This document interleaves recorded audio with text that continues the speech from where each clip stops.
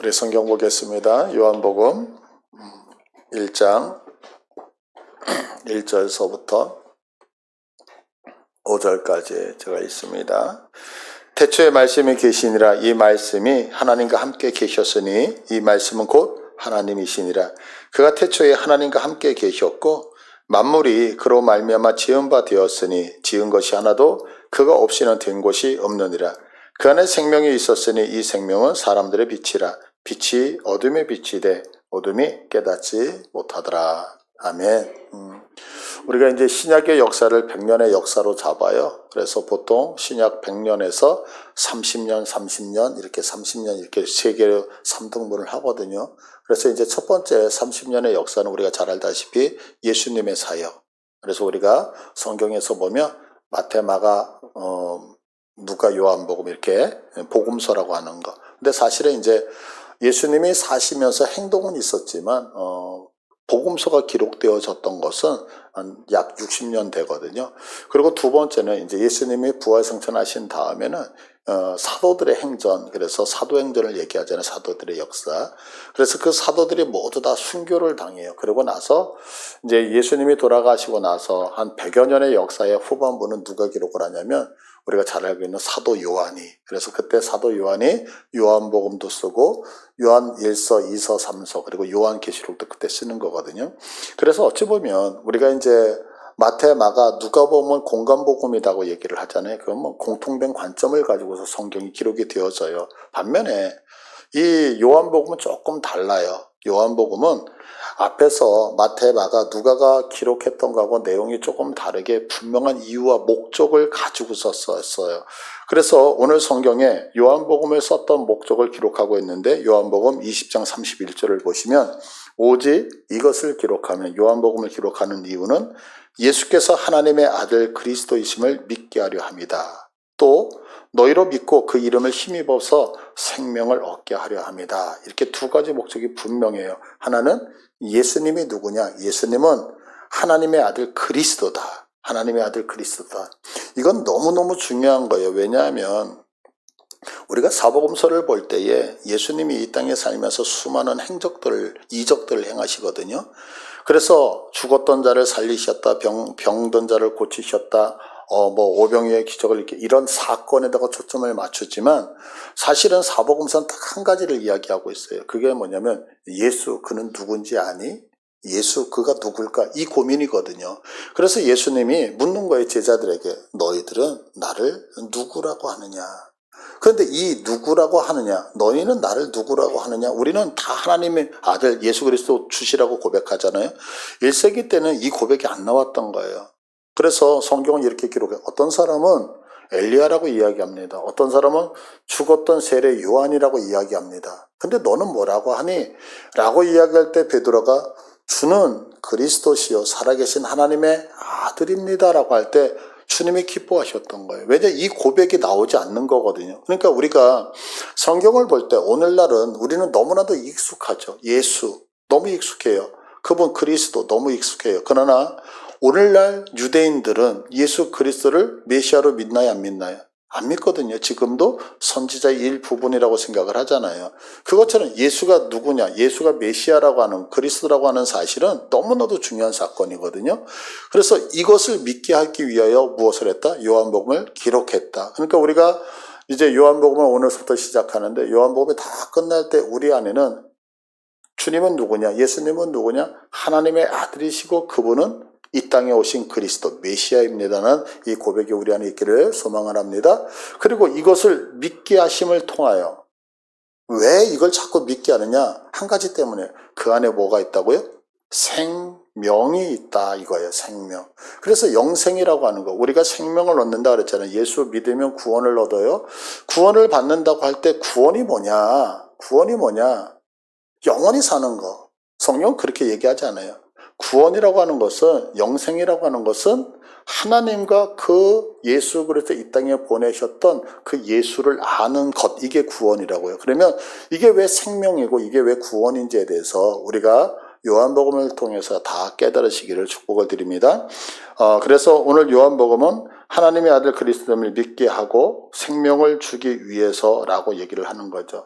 자, 그래서 우리가 믿음이 생긴다라고 하는 말, 우리가 이제 기독교에서 신앙에서 믿음이라는 얘기를 하잖아요. 수없이 말씀드린 믿음은 우리의 확신이 아니다라고 수없이 말씀을 드렸어요. 믿음이 생긴다라고 하는 얘기는 뭐냐면 다른 얘기로 내가 생명이 생긴다 이 얘기예요. 그럼 거꾸로 내가 믿음이 없다는 얘기는 뭐가 없다? 생명이 없다. 그러니까 내가 믿음이 없다는 얘기는 내가 믿음이 연약해, 내가 믿음이 없는 것 같아 라고 하는 얘기는 사실은 부끄러운 얘기라고요. 그런데 우리는 이거를 부끄럽게 생각하지 않죠. 만약에 내가 누군가에게 나 이거 벌거벗었다? 나에게는 이런 치부가 있다. 이런 얘기 하지 않잖아요. 그것처럼 내가 예수를 믿고 있으면서 내가 믿음이 없다라고 얘기를 하는 것은 뭐가 없다? 생명이 없고, 생명이 없다는 얘기는 내 안에 뭐가 없다? 예수가 없는 거거든요. 예수가. 근데 우리는 고백하잖아요. 그래서 우리가 이런 얘기, 너무너무 힘들어서 나 죽고 싶어 죽겠어. 이걸 이렇게 역으로 나 살겠어 이렇게 얘기했고, 그런 단어만 쓰는 게 아니라 우리가 지금 내가 믿음이 없다는 얘기는 뭐가 없다? 내 안에 생명이 없다. 그럼 왜 생명이 없냐? 내 안에 예수가 없다고 내가 스스로 고백하고 있는 얘기거든요. 그러니까 이 얘기는 너무 중요한 거죠. 말이라고 하는 거. 그래서 우리들이 다시 한번 믿음을 통하여서 생명을 가지고 그 생명을 통해서 우리가 왕성한 생명을 이어가기를 축복을 드립니다. 근데 오늘 본문 1절을 보시면 태초에 말씀이 계시다라고 얘기해요. 이 말씀이라고 하는 거 우리 너무 잘 알잖아요. 창세기 1장에 태초에 천지를 창조했다. 그 태초와 이 태초 어떤 게 더 먼저다? 여기 요한복음에 있는 게 더 앞서 있는 태초, 근원적인 태초라고 하는 거 다 아실 거예요. 그런데 이 태초에 말씀이 계셨다고 할 때 이 로고스라고 하는 말이 뭐냐면 말이라고 생각한다면 말. 근데 성경은 그렇게 얘기하지 않아요. 이 성경에서 이거를 우리는 말씀, 태초에 말씀이 있었다. 그래서 말이라고 하는 단어인데 이게 조금 표현이 약한 것 같아요. 그러면 이게 왜 약하냐면 말은 그냥 이렇게 던져지고 있는 말이 아니라 성경에서 말씀이라고 하는 것은 행동을 얘기하고 있기 때문에 그래요. 그러면 왜 행동을 얘기하냐면 구약에서 하나님께서 천지를 창조하실 때에 하나님이 가라사대, 하나님이 이르시되, 하나님이 말씀하신 거예요. 말을 하게 되면 태양이 있어라, 빛이 있으라고 하니까 뭐가 있어요? 빛이 있었죠. 그러면 말이라고 하는 것은 그냥 언어로만 나간 게 아니라 그것이 존재로 나타났다고, 행동으로 나타나고 행위로 나타났단 말이에요. 그래서 성경에서 얘기하는 로고스라고 하는 말은 워드라고 하는 말이 아니라 그건 뭐냐면 행동이에요. 존재란 말이에요. 존재. 그러니까 너무 중요한 거죠. 그래서 지금 성경은 그렇게 얘기해요. 그래서 우리가 시편 107편 20절을 보면 한번 읽어볼까요?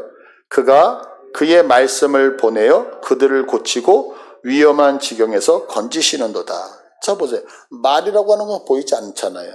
그런데 하나님께서 어떻게 말씀을 보내서 이게 그냥 말로 그 공기 중에서 사라지는 것이 아니라 이 말을 가지고 누군가가 병든 자가 있고 상한 자가 있으면 뭐예요? 고치는 행위로 드러난단 말이에요. 또 뿐만 아니라 이 말이 우리를 건져낸대요.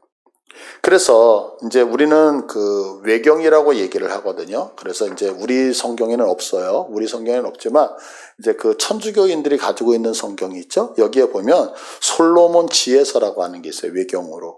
이 솔로몬 지혜서에 보면 18장에 보면 무슨 내용이 있느냐면 이스라엘 백성들이 애굽에서 나올 때에 문설조 문인방에다가 양의 피를 잡아서 바르잖아요. 그래서 죽음의 사자가 뛰어넘어서 유월이라 그러잖아요. 이 유월절의 사건을 얘기할 때 이렇게 말하고 있어요. 자, 유월절의 사자 14절에 보면 온 누리가 정적에 쌓이고 밤이 한가운데 도달하였을 때 당신의 전능한 말씀이, 하나님의 말씀이 하늘의 왕자로부터 사나운 전사처럼 멸망의 땅 한가운데로 뛰어내렸습니다. 그래서 그 말씀은 당신의 엄령이라는 칼을 날카롭게 갈아 품고 서서 온 세상을 죽음으로 채웠습니다. 자, 우리는 이렇게 생각해요. 유월절. 어떻게 해요? 죽음의 사자가 와서 그들을 다 심판했다. 그죠? 근데 지금 지혜서에는 이 말, 죽음의 사자를 어떻게 표현하면 하나님의 말이라고 표현하고 있어요. 그러니까 말이라고 하는 것은 그냥 공기 중에 있는 이런 소리, 이런 개념이 아니라 말은 행위다라고 하는 것을 반드시 기억을 하셔야 된단 말이에요. 말은 행위예요. 그래서 이사야서 55장 11절에 뭐라고 말하고 있느냐면 내 입에서 나가는 말도, 자, 여러분 제가 지금 이렇게 말을 하면 이거는 사라지잖아요. 우리는 그렇게 생각하잖아요. 근데 성경은 그렇게 말씀하지 않아요. 이사야서 55장 내 입에서 나가는, 하나님의 입에서 나가는 말도 이와 같이 헛되이 내게로 돌아오지 않고 나의 기뻐하는 뜻을 이루며 내가 보낸 일에 형통하리라. 아멘. 하나님의 말씀이요. 자, 너 치유될 거야. 너 병에서 낫는다? 그러면 소리로만 가는 게 아니라 그것이 행위로 드러나서 병이 치유되는 역사로 나타난다는 거예요. 하나님이 우리들에게 말을 하잖아요. 너 죽었어, 살아나. 그러면 말로 허공을 떠도는 그런 소리가 아니라 그것이 그에게 실제가 되어져서 죽은 자가 살아난다는 거예요. 이걸 여러분도 믿으셔야 돼요. 믿으십니까? 그러니까 우리가 하나님의 말씀, 로고스라고 하는 소리가 아니에요. 하나님의 말씀, 로고스는 뭐다? 행동, 행위란 말이에요. 그러니까 말한 대로 되는 거야. 빛이 있으라고 하니까 빛이 있었어요. 궁창이 생기라고 하니까 궁창이 생겼어요. 그 얘기는 뭐냐면 너 잠잠해라. 파도가 치는데 잠잠하라고 명령하니까 잠잠해지더라는 거예요. 그러니까 우리가 믿고 있는 로고스라고 하는 말씀은 말, 소리의 개념이 아니라 행위의 개념이라고 하는 것을 분명히 여러분들 믿으셔야 돼요. 그래서 유대인들은 이 말씀을 창조와 계시와 구원의 도구라고 생각을 했던 거예요. 그래서 말을 하면 그 말한 것이 그대로 이루어지는 거예요. 말을 하면 그렇게 창조된 게 그대로 유지되어 가는 거, 통치받아 가는 거예요. 그래서 유대인들은 어떻게 되면 하나님이 나를 구원하실 때 어떤 뭔가를 보여주는 게 아니라 말로 나를 구원한다. 네 믿음이 나를 구원했다. 말로. 그러니까 우리의 말이라고 하는 것은 내가 하나님의 형상 닮으신 거 믿으십니까? 그러니까 우리들이 던지는 말은 사라진다 아니면 그대로 이루어진다? 여러분들 이거 믿으셔요? 그래서 아까 제가 나 믿음이 없어. 이게 겸손인 것 같잖아요. 믿음이 없다는 얘기 뭐가 없다는 거예요? 생명이 없어요. 생명이 없다는 얘기 누가 없다는 거예요? 예수가 없다는 거예요. 그러니까 그것처럼 무서운 고백은 없는 거죠. 그래서 우리가 생각을 많이 하면서 뱉어낼 필요가 있죠. 또 헬라 사람들도 마찬가지예요. 지금 요한복음은 헬라어로 적혀져 있거든요. 오늘날의 그리스어로.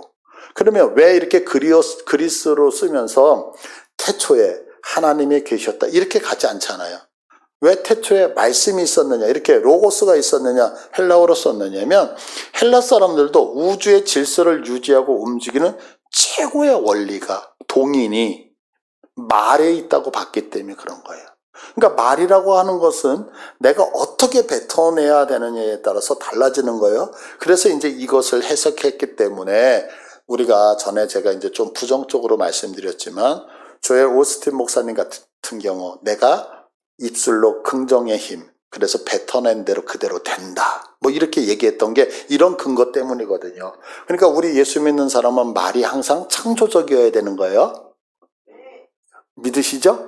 그러니까 항상 좋은 얘기. 찔려라.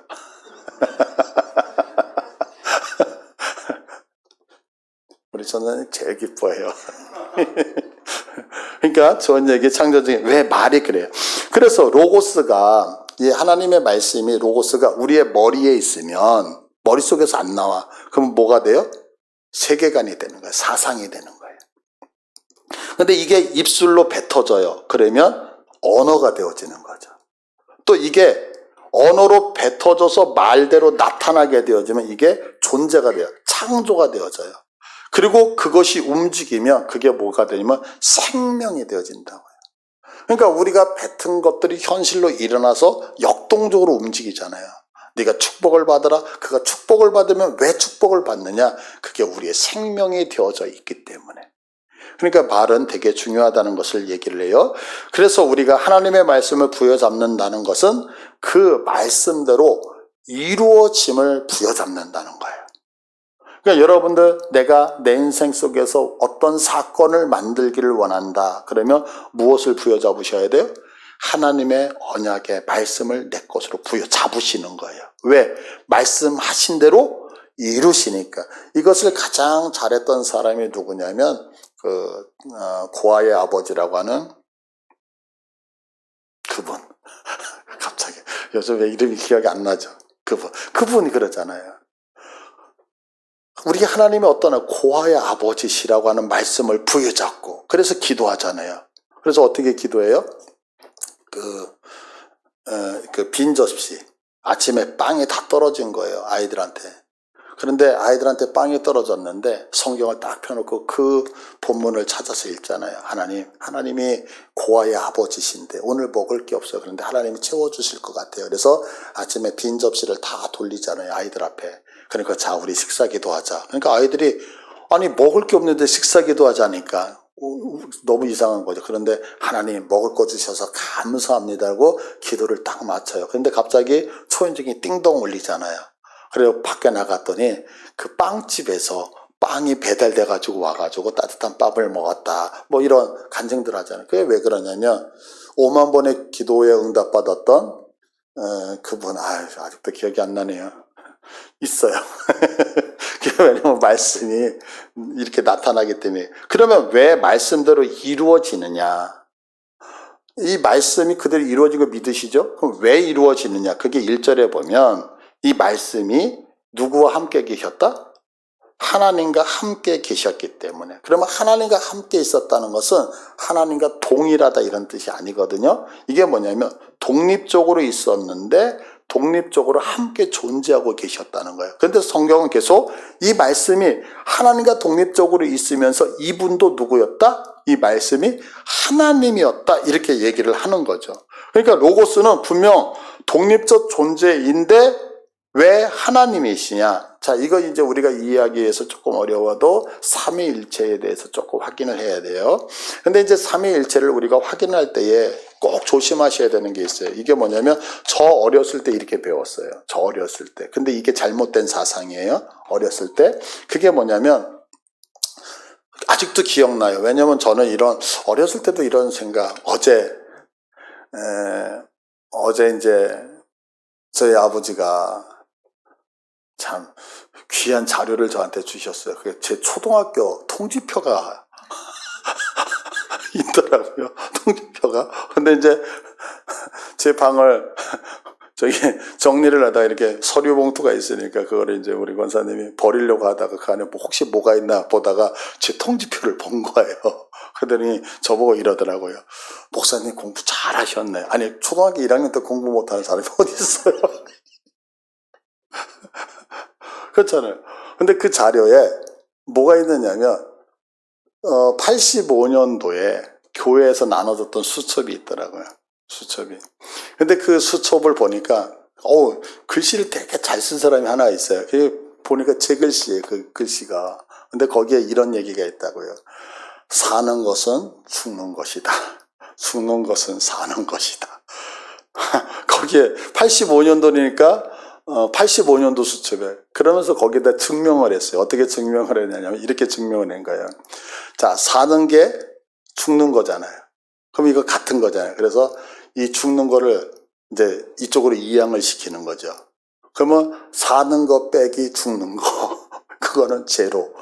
근데 살았는데 죽었다는 것이 같다는 것은 반은 죽고 반은 살았잖아요. 그러니까 2분의 1은 죽고 2분의 1은 산 거예요. 그래서 2분의 1을 공통분모로 빼가지고 2분의 1 가로 열고 3 마이너스 죽음.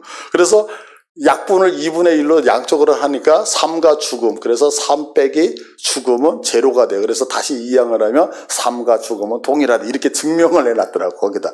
그게 제가 중학교 3학년 때 그걸 해놓은 거예요, 그거를. 근데 그 안에 보니까 뭐 지금은 한문을 모르겠는데 뭐 한문도 막 적혀져 있고 막 그래요. 그죠? 보셨죠? 그거 전화님도? 근데 여러 가지가 있는데 그러면서 이제 대화를 하는데 목사님은 중학교 때서부터 철학 좋아했나 봐요. 그런데 하여튼 그런 게 있는 거예요. 중학교 3학년 때인 것 같아요. 그 수첩이. 근데 막 그런 것들이 있어요. 근데 그 얘기를 제가 하는데 그렇게 어떤 철학적인 거에 대해서 제가 되게 관심이 있었던 것 같아요. 그래서 목사님이 설교 시간에 이 삼위일체를 설교를 하는데 그게 아직도 기억난다는 거예요. 근데 어떻게 설교를 하셨냐, 이렇게 설교하셨어요. 여러분, 제가 목사잖아요. 여러분은 저를 뭐라고 불러요? 목사, 그죠? 근데 내 아내가 나를 부를 때 뭐라고 불러요? 여보, 남편, 이렇게 부르잖아요. 근데 내 자녀들이 나를 부를 때는 아빠. 이게 바로 삼위일체다. 그래서 하나님이 계시는데 하나님을 어떨 때는 성부, 어떨 때는 성자, 어떨 때는 성령, 이렇게 부르는 겁니다. 하나님을 이렇게 배웠어요. 이게 이단 사상이에요. 이걸 양태론이라고 하거든요. 그래서 이것이 언제 사벨리우스라고 하는 사람이 주장했던 건데 이게 220년도에 이단으로 정죄받은 거예요, 이게. 그리고 우리가 331년도에 콘스탄티노플이 이제 그 기독교를 공인을 하잖아요. 그러고 나서 약 55년도가 지나서 381년도 이 콘스탄티노플 공의에서 삼위일체를 정립을 하거든요. 그래서 지금 제가 얘기한 거는 양태론이라고 해서 절대 그렇게 배우시면 안 돼. 또 어떤 목사님은 이렇게 설명을 하셨어요. 뭐냐면 물이 있어요, 물이 추워지면 얼음이 되죠. 그리고 이게 녹으면 물이 되죠. 그리고 이걸 팔팔 끓이면 기체가 되잖아요. 그래서 물이 있는데 물이 어떨 때는 고체, 액체, 기체로 변하는 거. 이게 바로 삼위일체입니다. 이것도 이단이에요. 이것도 양태론이거든요. 이렇게 알고 계시면 다 수정을 하셔야 돼요. 그럼 어떻게 수정을 하시느냐? 이 삼위일체를 설명할 때는 다양함이 있어요. 이제 학자들마다 그런데 제가 여러분들에게 삼위일체를 설명하기 위해서 알고 있는 여러 가지를 이것도 보고 저것도 보고 공부하면서 이 성경에 나와 있는 이 방법이 제일 쉬울 것 같아요. 그게 뭐냐면 이게 이제 오늘날 튀르키예의 갑바도기의 초대 교부들이 헬라어 전치사를 가지고 삼위일체를 설명을 했거든요. 10번인데 N이라고 하는 단어가 뭐뭐 안에라고 하는 단어예요. 뭐뭐 안에. 그리고 프로스라고 하는 단어가 뭐뭐를 향하여, 그리고 디아라고 하는 단어가 뭐뭐를 통하여라고 하는 건데 이게 성경의 헬라어에 다 나오거든요. 그런데 첫 번째 거하시고, 그래서 삼위의 하나님은 서로 안에 거하신다는 거예요. 자, 근데 이때 중요한 게 있어요. 성부, 성자, 성령은 별도로 하나, 둘, 셋, 이게 아니에요. 이렇게 하나님을 성부, 성자, 성령을 해서 하나, 둘, 셋 이렇게 쉬게 되면 세 개가 되잖아요. 쉽게 얘기해서 이렇게 하면 삼신론이 되어져요. 그러면 하나님은 하나 그러면 일신론이 되는 거예요. 단일신론이 돼. 그래서 이것도 이단이 돼. 그러니까 그렇게 표현하면 안 되고 하나님이 한 분, 두 분, 세 분이라고 얘기를 하는데 이게 뭐냐면 서로 안에서 임재하고 있다. 이렇게 이해를 해요. 그래서 거하시고라고 하는 N이라고 하는 단어가 들어가는 거예요. 그러니까 하나님은 어떻게 있다? 세 분이 있는 게 아니라 하나님은 서로 거하셔. 이거를 이제 신학에서 어려운 얘기로 상호 내주라고 하거든요. 근데 이제 요한복음 14장 10절에 보시면 내가 아버지 안에 거하고 아버지는 내 안에 계신다는 거. 자, 그럼 분명히 성부 하나님, 성자 예수님이 계시는데 이분들이 서로 안에 계신다 그러잖아요. 근데 이게 이해가 안 되지 않아요? 잘 보세요. 제가 이제 우리 조경진 장로님이 계시는 거예요. 그러면 장로님 저 좀 안아주세요. 그래서 장로님이 저를 이렇게 안아주셨어요. 그러면 이렇게 안았을 때 이게 저예요, 마이크. 안아줬어요. 그러면 지금 장로님이 저를 안아주시니까 장로님은 밖에 있는 거죠. 저는 안았으니까 장로님 품 안에 있는 거죠. 맞죠? 근데 성경은 뭐라고 해요? 장로님이 저를 안아서 안에 있다. 그런데 또 거꾸로 예수님 안에 성령님이 있대. 동시적으로. 이해가 안 되는 거죠. 이해되시겠어요, 이거? 그래서 삼위일체는 그래서 어려운 거예요. 논리가 안 맞는단 말이에요. 우리는 누군가가 안에 이렇게 품으면 내가 그 안에 들어가면 나는 밖에 없잖아요. 근데 지금 하나님이 예수님 안에 계셔. 그러면 예수님이 지금 밖에서 이렇게 안고 있는 개념이잖아요. 그런데 또 성부 하나님이 예수님을 안아. 그러니까 안과 밖이 서로 바뀌어야지만 되는데 그렇지 않다는. 그래서 삼위일체가 어려운 거거든요. 논리가 안 되는 거예요. 그래서 그냥 외우는 거예요. 이건 방법이 없어. 그리고 동정녀 마리아가 아들을 성령으로 잉태한 거 여러분들 논리가 아니라 다 믿겨지죠. 이것처럼 그냥 믿겨지는 거예요. 그래서 하나님은 거하시고, 그래서 성부 하나님이 성자 안에 거하시고, 성자 예수님이 성부 안에 거하시고, 성부와 성자 안에 성령님이 거하신다. 이렇게 외우는 거예요. 자, 두 번째는 뭐냐면 향하여. 삼위의 하나님은 서로를 향하여 계신단 말이에요. 그래서 오늘 본문 요한복음 1장 1절에 하나님이, 말씀이 하나님과 함께 계셨다라고 할 때 여기서 하나님이 함께 계신다는 이 얘기를 원문으로 보면 말씀이 하나님을 향하여 계셨다 이렇게 되어져 있거든요. 향하여. 그러니까 이때 사용된 이 프로스라는 단어는 옆에 서 있는 것이 아니라 서로 얼굴을 맞대고, 그러면 내가 하나님을 향하여 보고 있으면 하나님이 나를 보고 있잖아요. 이게 삼위일체 비밀이에요. 그러니까 분명히 다른 분이 하나가 되어져서 나도 하나님을 보고 성자도 하나님을 보고 성령님도 하나님을 보는, 서로 보는. 그래서 이렇게 또 삼위 하나님은 하나의 덩어리처럼 뭉쳐있는 것이 아니라 성부, 성자, 성령이라는 명확하게 구분이 돼. 구분이 되는데 섞이지 않아. 구분이 되는데 이게 이렇게 그 성부 위에 성자가, 성자 위에 성령 이렇게 올라가 있지도 않아. 그러면서 전체이면서도 또 분리가 되어져. 그래서 우리 머리는 도저히 이해할 수 없는 게 삼위일체라는 거예요. 그래서 이거는 그냥 신학적으로 다 외우는 거예요. 그런데 이걸 외우라고 우리 성도님들한테 얘기를 하면 안 외우죠. 그래서 이걸 논리로 파다가 이단이 나오는 거예요. 그래서 어려운 거예요. 그러나 여러분들이 이렇게 들으셔요. 그리고 세 번째는 통하여. 이건 뭐냐면 삼위 하나님은 서로를 통하여 세상을 구원하신다는 말이에요. 그래서 하나님은 그들만의 관계에 머무르지 않고 서로를 통하여 일하셔. 그래서 제가 이런 얘기를 했죠. 자, 우리가 구원받았잖아요. 그럼 구원 어떻게 받았어요? 하나님이 나를 구원하셔서. 맞아요. 틀린 얘기 아니에요. 근데 조금 더 정확하게 하면 성부 하나님은 나를 택하시고, 택하신 그 자를 위해서 성자 예수님이 십자가에서 죽으시고, 그리고 그 택하시고 죽은 자를 위해서 성령 하나님이 불러내시고, 이렇게 서로 교통하신단 말이야. 교통. 그래서 제가 축도를 할 때 이제는 우리 주 예수 그리스도의 은혜와 하나님 아버지의 극진하신 사랑하심과 성령 하나님의 내주 교통하심이라는 단어가 반드시 들어가는 이유가 그것 때문에 그런 거예요. 그냥 넣는 게 아니라.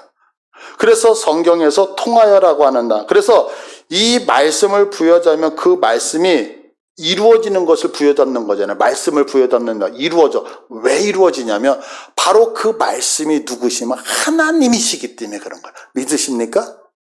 그러니까 지금 삼위일체 다 잊어먹어도 한 가지만 기억하세요. 예수님은 누구냐? 예수님은 하나님이야.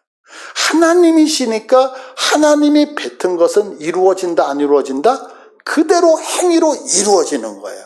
그러니까 우리가 성경을 왜 믿느냐?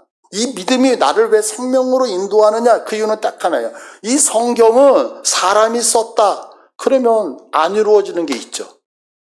근데 이 성경은 금방 얘기했잖아요. 성경은 누구의 감동으로 썼어요? 성령님의 감동. 믿으십니까? 근데 그 성령님이 누구예요?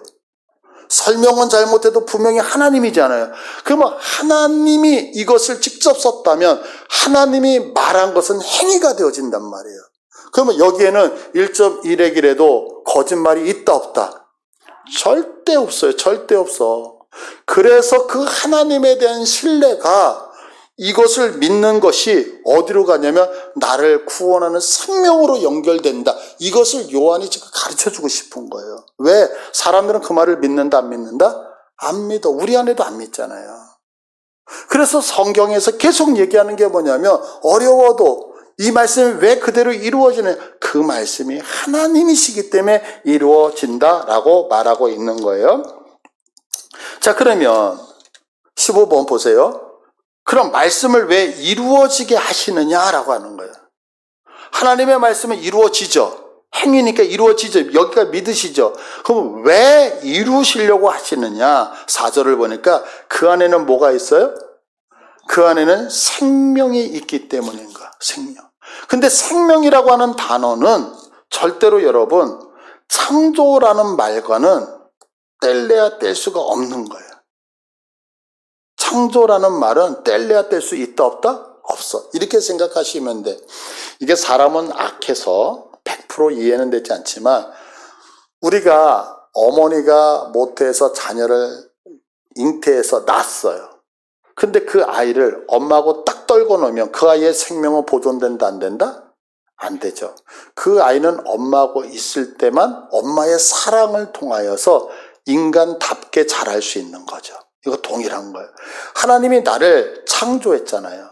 그러니까 우리에게 생명이 있다라고 하는 것은 하나님과 동떨어져 있는 상태에서 생명을 생각하는 게 아니라 늘 그분과 붙어서만 생각해야 돼. 그러면 생명은 뭐냐? 살아있는 것. 이게 생명이 아니야. 성경에서는 이 얘기를 하는 게 아니야. 생명은 그 하나님과 붙어 있어서 하나님이 나를 창조하셨는데 그 창조의 목적에 부합하여 살아가는 것. 이걸 생명이다라고 얘기를 하는 거예요. 그러면 거꾸로 얘기해서 하나님이 나를 창조한 거 믿으십니까? 창조한 걸 믿었는데 창조한 목적대로 내가 살지 못하면 나는 지금 생명대로 사는 거예요? 생명 없이 사는 거예요? 생명 없이 산단 말이에요. 그래서 성경은 우리들에게 계속해서 얘기하는 게 뭐냐면 너희가 생명을 유지하기 위해서는 나를 창조하신 하나님과 함께 있어야 된다라고 계속해서 얘기를 하는 거예요. 왜? 근데 그 생명이 지금 어디에 있다 그래요? 그 생명이 말씀에 있다는 거야. 그 생명이 어디에 있어요? 하나님 안에 있다는 얘기야, 결국에는. 그러니까 결국에 인간은 내가 인생을 살아가면서 나름대로 수고하고 노력해서 성공을 할 수 있어. 그러나 하나님을 떠나고 말씀을 떠난 자는 생명이 있는 자일까요, 없는 자일까요? 없다라고 얘기하는. 그래서 우리가 세상의 것을 취해야죠. 세상의 걸 누려야죠. 그러나 조심해야 되는 게 뭐냐? 그게 우선순위가 되어지면 된다, 안 된다? 안 된다. 왜냐하면 생명을 먼저 받아야 되기 때문에. 그 JYP의 박진영 씨가 뭐 구원파다 아니다 뭐 이런 얘기를 하는데 뭐 그거는 나중 문제고요. 박진영 씨가 이런 얘기를 하더라고요. 자기가 이제 연세대학교를 나와서 이제 그 K-팝을 이끄는 하나의 수장으로서 이렇게 JYP를 운영을 했잖아요. 그런데 그렇게 운영을 하면서 자기에게 고민이 있다라는 거예요. 그게 뭐냐면 내가 어떻게 이 땅에 왔고 내가 무엇을 위해서 살다가 내가 어디로 갈까? 이게 이제 철학자들의 질문이었거든요. 모든 철학자들이 내가 어디서부터 오고 어디로 갈까? 이것을 고민을 하기 시작을 했다는 거예요. 이 고민을 하기 위해서 너무너무 고민을 하다가 그래 내가 이거 공부를 해보자. 그래가지고 자기가 이제 수장을 있고 돈도 있고 이래서 그랬는지 모르지만 2년 동안 공부를 하기 위해서 전 세계에 있는 모든 종교 서적을 다 갖다 놨대요. 그 갖다 놓았던 이유는 딱 하나. 서로 비교해서 해답을 찾기 위해서. 근데 그분이 이런 얘기를 하더래요. 자기가 책을 찾았는데 성경을 딱 보는 순간에 다른 책을 다 치워버렸대. 그 이유가 딱 하나야. 뭐라고 얘기하냐면 어떤 세상의 책에도 내가 너를 창조했다는 얘기가 안 나온대. 근데 오직 성경에는 내가 너를 창조했다는 얘기가 나오더라는 거예요. 그래서 궁금했다는 거예요. 내가 너를 창조했다는 이 얘기가 거짓말이라면 성경 말고 다른 책에도 있지 않겠느냐. 그래서 찾아봤는데 다른 책에는 내가 너를 창조했다는 단어가 한 군데도 안 나온다. 오직 성경만 나온다는 거예요. 자, 그러면 왜 그럴까요? 거짓말도 감당할 수 있을 정도가 되지 거짓말을 치는 거야. 그렇지 않겠어요? 근데 만약에 내가 너를 만들었다는 게 거짓말이라면 짝퉁이 얼마나 많겠어요? 다른 책에도 다 너를 만들었다는 단어가 나올 거 아니야, 종교에서. 근데 그런 얘기를 할 수 있는 종교는 하나도 없다라는 거야. 오직 어디? 성경만. 그래서 자기는 그 성경을 파헤치기 위해서 성경이 기록된 예루살렘에 가서 2년 동안 현지를 다 답사하면서 자기가 이스라엘에서 2년간 살았다 그러잖아요. 그리고 돌아와서 내린 게 나는 하나님이 있다고 믿는다 라고 결정을 내렸다고 얘기를 하거든요. 그런데 그가 얘기하면서 이야기하는 이 모든 것들이 뭐냐면 오늘 성경에 얘기해서 그 안에 생명이 있다는 것을 발견한 거죠. 자, 그런데 보세요. 오늘 5절을 보시면 20번 빛이 어둠에 비치되 어둠이 깨닫지 못하였다 라고 얘기해요. 이 생명이 이 빛이 우리에게 주어졌고 하나님이 주어졌는데 깨닫지 못했다라고 얘기를 해요. 그러면 왜 받아들이지 않을까요? 이유는 딱 한 가지라고 성경은 얘기해요. 내가 갖고 있는 생각.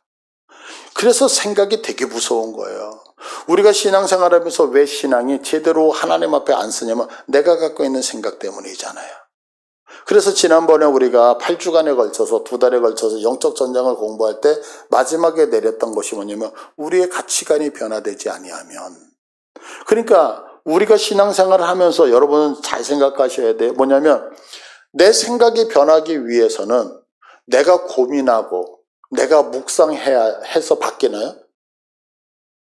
안 바뀌어요. 내 생각이 변하기 위해서는 밖에 있는 생각이 내게 들어와야죠. 그렇지 않아요? 근데 밖에 있는 생각을 내가 받아들이지 않으면 내 생각 바뀐다 안 바뀐다? 그러니까 우리가 고민해야 되는 게 있는 거예요. 그 어떤 고민이냐면 어떤 분이 이런 얘기를 하더라고요. 전도를 나갔어요. 만났어요. 그랬는데 목사님 꼭 교회를 다닐 필요가 있습니까? 라고 말씀하시고 그래서 왜 그렇습니까? 그러니까 나는 하나님을 믿는데 그걸 어떻게 믿으세요? 그러니까 나는 집에서 내가 찬송하고 성경 보면서 스스로 파헤친대. 그게 되게 맞는 것 같아요. 근데 잘 생각해 보셔야 돼요. 그게 뭐냐면 자, 내가 해석하고 내 생각을 가지고 모든 걸 봤을 때 그건 내 생각에 머물러 있잖아요. 그렇지 않아요? 외부에서 들리지 아니하면 내 생각이 다 옳다라고 생각하죠. 근데 왜 우리가 문화 충격이 생기냐면 내 생각을 갖다가 외부와 부딪히니까 문화 충격이 생기는 거거든요. 그러니까 교회 내에서 여러분들이 아픔이 와요, 갈등이 와요, 속상함이 와요. 그것은 잘못된 게 아니라 나를 살리고 있다는 얘기거든요. 왜 아플까요? 나하고 다른 사상을 갖고 있으니까. 왜 괴로울까요? 나하고 타협되지 않으니까. 그런데 그 타협되지 않는 그것을 통하여서 내가 무엇을 알고 있냐면 지금 내가 갖고 있는 생각과 저가 갖고 있는 생각이 부딪히면서 내 생각이 틀릴 수도 있다는 생각을 가지게 되거든요. 그러니까 왜 하나님의 말씀을 듣고 그 하나님의 말씀이 나를 연단시키냐면 결국에는 그 말씀이 내 생각을 바꾸거든요. 바꿀 때는 괴로운 거거든요. 그래서 우리 성도들에게 있어서 고통과 아픔이라고 하는 것은 저주가 아니라 나를 복되게 인도하시는 하나님의 사역이고 일하심이라는 사실 믿으셔야 돼요. 근데 우리는 회피하죠. 어떻게 회피해요? 여긴 힘들기 때문에 다른 곳으로 도망가려고요. 다른 곳으로 도망간다라고 하는 것은 뭐냐면 내게 익숙한 곳으로 간다는 거거든요. 근데 익숙한 곳에 가면 변화가 있다 없다? 절대 없죠. 그래서 문제가 되어지는 거거든요. 그러니까 성경에서 우리들이 왜 하나님의 말씀을 받지 않느냐면 한 가지야. 내 생각 때문에. 그래서 예수님을 믿는다는 것은 다른 게 아니라 내 생각을 내려놓는다는 거죠. 그러면 무엇을 믿느냐?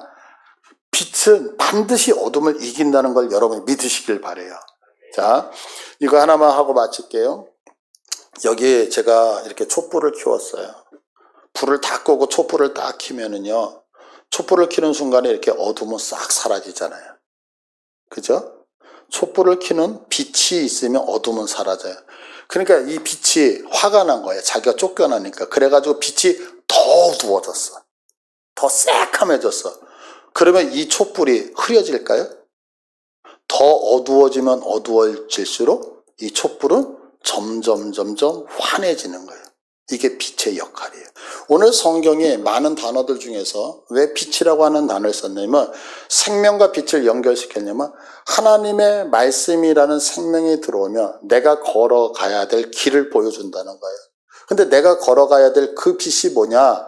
바로 목적이야. 근데 이 하나님이 주신 목적은 어둠과 싸웠을 때 사라지는 게 아니라 어둠이 더 강하면 강할수록 빛을 발하기 때문에 그래. 이게 바로 우리들이라고 성경은 얘기하고 있는 거예요. 이게 생명이라고 얘기하는 거예요. 그러니까 생명이라고 하는 것은 안일하게 있는 게 아니라 생명은 계속해서 싸워. 그런데 신기한 게 뭐냐면 악이 우리를 무너뜨리고 악이 우리를 접근하여서 넘어뜨리고 하면 할수록 생명은 점점 더 강해진다는 사실이에요. 그래서 우리가 음식 같은 거를 먹으면 우리 몸에서 이 독소가 있으니까 싸우잖아요. 근데 왜 싸워요? 싸울 때 이유는 살아있기 때문이죠. 그 싸우는 장면이 우리 간이잖아요. 간이 해독해주죠. 근데 사람이 딱 죽으면 그 해독 기능이 없어져 버리잖아요. 그러니까 우리가 인생을 살면서 누군가가 싸우고 힘들고 고통스럽다고 하는 것은 무엇이냐면 오늘 내가 살아있기 때문에, 내 안에 무엇이 있기 때문에, 생명이 있기 때문에. 제가 우리 여러분들한테 오늘 설교하면서 드리고 싶은 게 이거예요. 여러분, 예수 믿는 사람은 빛이고 세상은 어둠이거든요. 그러니까 어둠이 우리를 공격했기 때문에 빛을 갖고 있는 우리는 괴로울 수밖에 없는 거죠. 왜? 나 혼자 비춰야 되니까. 그래서 예수 믿으면서 평안하다, 예수 믿으면서 행복하다라고 단어는 아직까지 있을 수가 없는 거라고요. 내가 고민스럽고 힘들고 나밖에 없는 것 같아요. 근데 여러분들 잘 생각해 보세요. 엘리야 시대에 바알이, 아세라가 전 세계를 지금 전국을 다 통솔하고 있었어요. 그때에 자기 혼자만 있는 것 같아가지고 고민을 해서 하나님 앞에 아뢰잖아요. 근데 하나님 앞에 이런 얘기를 하잖아요. 나밖에 없습니다. 그때 하나님이 바알에게 무릎 꿇지 않았던 7,000명. 그런데 우리는 여기서 잘 생각해야 돼요. 7,000명이 보이지 않았지만 그 7,000명이 나름대로 열심히 싸웠어요. 그리고 그 7,000명 중에 엘리사가 있었다는 사실이죠. 그러니까 오늘도 내가 싸울 때 나 혼자 싸우는 것 같지만 나 혼자 싸우는 게 아니라 우리 모두가 하나님 앞에서 싸우고 있다는 거 꼭 기억하시길 바라요. 그래서 여러분, 우리 이 생명 놓치지 말고 세상의 사람에 나눠주기 위해서 애쓰고 수고할 수 있는 복됨이 있기를 간절히 축복드립니다. 우리 말씀을 여잡고 기도할게요. 주여, 이 시간에 하나님 앞에 간구합니다. 그렇습니다. 하나님 보시옵소서. 우리가 인생을 살다가 너무 힘들어서 고통스러워서 내가 옳은 길을 걸어가는 것인가 생각할 때도 있습니다. 그러나 하나님 보시옵소서.